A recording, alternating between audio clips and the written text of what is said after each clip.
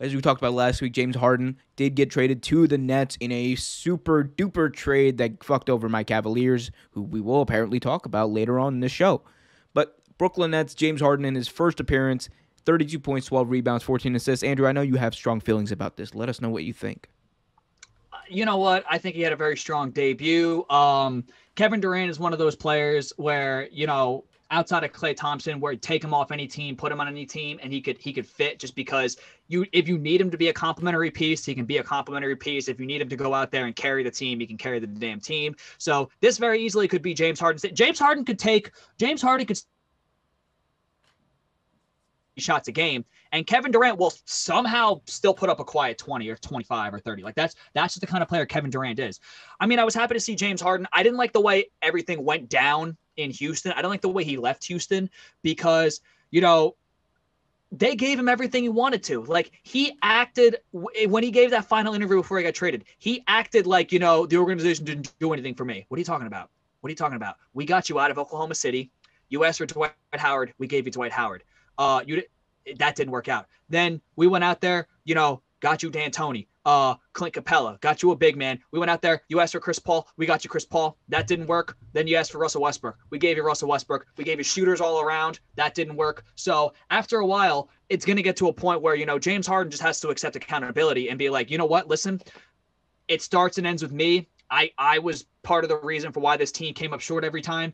And just bite the bullet and be like, it's on me. He refused to do that. He acted as if the organization never did right by him. He acted as if every time he went to the organization and said, I want this, I want this, I want this, make this team better. He acts as if they didn't. He acts as if they stayed put at the trade deadline. He acts as if they didn't go out and they didn't make blockbuster offseason moves every single offseason to try to make that team better and get them over the hump. So I'm happy that he balled out in his debut with the Nets. He's been doing pretty well with the Nets, even though the Nets did lose that heartbreaker the other night to which Colin Sexton balled the fuck out.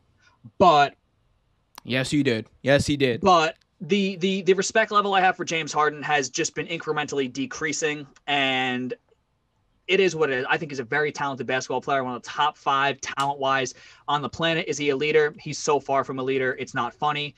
He's very lucky that he was reunited with his boy Kevin Durant because I think Kevin Durant going to the Warriors was a great thing for him. It taught him how to win. It taught him how to be a winner, and I think it taught him also how to handle winning, and it taught him more importantly how to teach winning, which that's a very important thing. So we're going to see what happens with this team, because this is the type of team where if it blows up, because now you're hearing, Kyrie's not happy, and I don't know how true that is, because some of this media stuff you can't believe. So depending on who it's coming from, I've been hearing Kyrie might not be all that happy with what's going on. So Kyrie could be on the move. Hey, you know what? They could get the old big 3 back together. I'm telling you, if they send Kyrie to DC, Big Russ could be on his way to Brooklyn. Right, they can get that big 3 back. So the big problem with that is Harden literally ran Russ out of town like 2 months ago. I don't think that's happening anytime soon. I don't think part that's of the issue mendable. Too, I don't know if you saw the interview with DeMarcus Cousins, where DeMarcus Cousins also gave his take, and DeMarcus Cousins was flat out he called him. He called him out because he's like, you threw us under the bus. You're an asshole. This is why no one wants to play with you.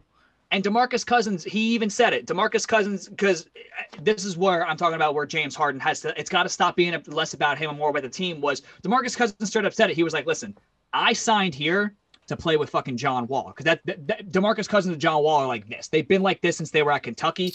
They both committed to Memphis. When Calipari was at Memphis before he took the job at Kentucky, decommitted, went to Kentucky. He went there to play with John Wall. John Wall is a very likable guy. A lot of guys in the NBA like John Wall. John Wall has been dealt a raw deal because of injuries, because John Wall is a likable dude. John Wall did a lot. You and I both know John Wall did a lot for the DC community while he was there, and it broke my heart when John Wall got traded because John Wall he single-handedly funded Rose Bar for the past like 5 years. He single-handedly kept that place alive. He made the Wizards relevant again, dude. The Wizards were drafted number 1 overall. I mean, John Wall, he put that city on his back. I don't want to bring up Gilbert Arenas, but let's not. Let's not. He took the Wizards to the playoffs, and he's had to deal with injuries. But the point I'm trying to make was that guys thinking that, guys wanted to go there to go play with James Harden. No, DeMarcus Cousins, who one of the best big men on the planet, He made it abundantly clear. I came here to play with John Wall. The fact that this guy's sitting up here and he's trying to point the blame at us, the only person he should be pointing the finger at is himself. He forced himself out of Houston. I don't know. We're going to see what happens. Houston's been doing better since Harden left because Victor Oladipo, another one, a very likable guy. So you have a bunch of likable guys down there who like each other, who are team first guys. John Wall is a team first guy. Oladipo is a team first guy. So I think Houston's better off without him. Brooklyn, it's working for now, but you know what I'm saying? Remember, See how long that Kyrie's lasts. Kyrie's mood changes with the fucking season. So we're gonna see what happens. By noontime tomorrow, Kyrie could be asking out. So we don't know. Hey guys, thanks for watching. We appreciate it.